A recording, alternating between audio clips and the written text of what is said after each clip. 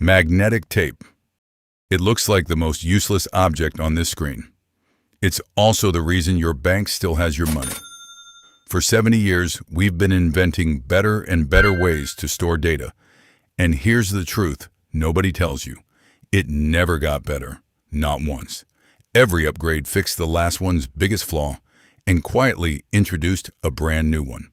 Storage just trades one weakness for another, and we're going to watch that happen in real time, from this 1950s ribbon all the way to the cloud.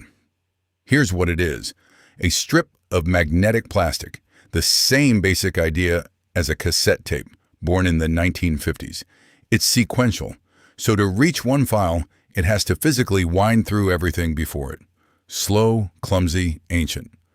Reading data from tape is a bit like rewinding a movie to find one scene. The farther the file is, the longer you wait. And yet a single modern cartridge, the format's called LTO, holds tens of terabytes and survives more than 30 years untouched. Remember it. By the end, this fossil reappears as the thing everything else secretly depends on.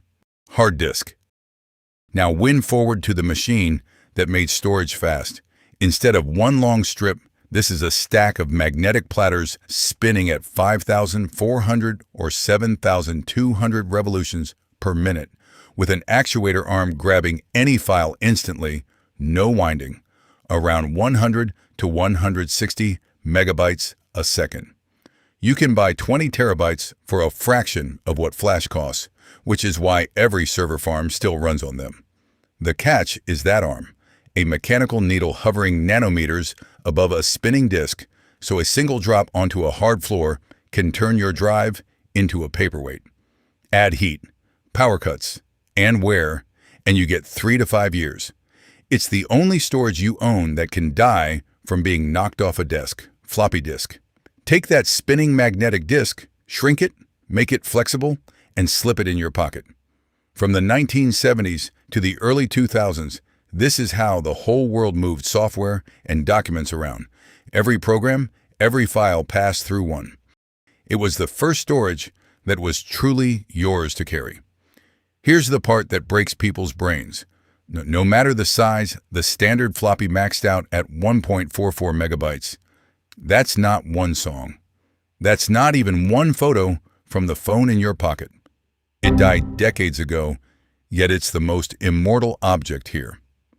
That little square is the save icon you still tap 100 times a week, a button most kids today have never physically held. Optical disc.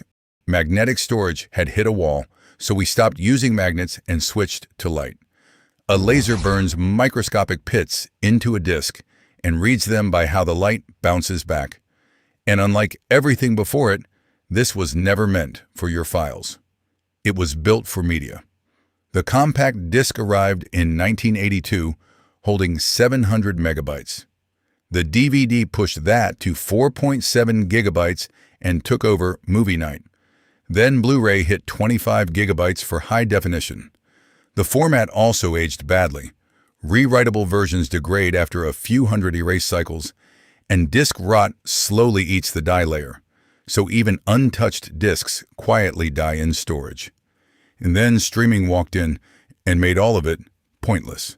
One deep scratch, and the data underneath is gone forever. A fragility no download has ever had. Memory card. Quick question before we go further. Which of these are you still using right now? Drop it in the comments. And if this is finally making storage make sense, hit the like button. It really helps the channel. Now, storage lost its moving parts entirely. No spinning, no lasers. Just flash memory. Electrons held in cells, shrunk to the size of a fingernail. It's the same tech powering your phone, your drone, your camera, your Nintendo Switch, and the microSD version has quietly become the most used storage format on the planet, now reaching a terabyte or more. That little number stamped on the front, the speed class, tells you how fast it writes. The catch is trust. The market is flooded with counterfeits that proudly claim a terabyte and hold a tenth of that. Your photos copy across fine. then silently vanish when the fake fills up. The cheapest card is often the most expensive mistake. USB drive. Take that same flash, wrap it in plastic, and glue it to a keychain. Speed depends on the port. USB 2.0 crawls at 480 megabits, while 3.0 and 3.1 leap to 5 and even 10 gigabits per second.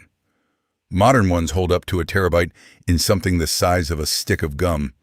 But the speed is the least interesting thing about it, because the real failure mode isn't electrical.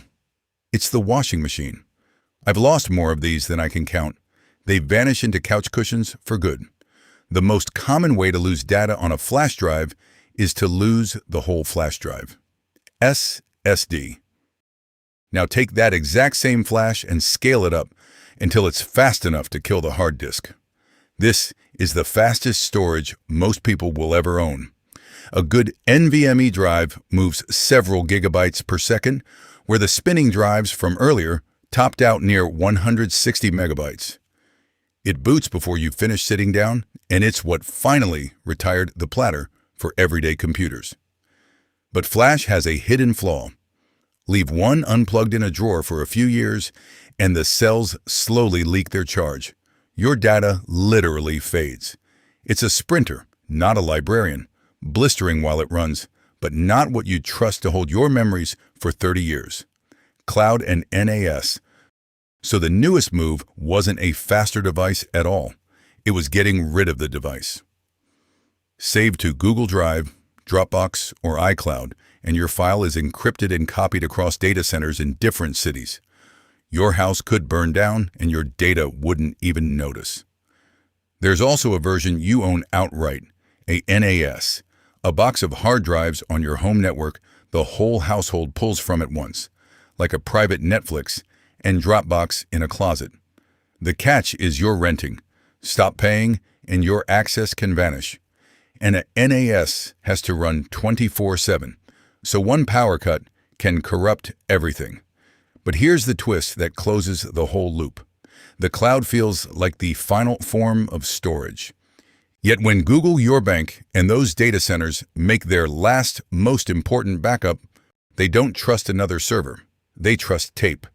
The 1950s ribbon from the very first chapter, still here at the finish line because it sits on a shelf unplugged, and you cannot hack a drive that isn't connected to anything.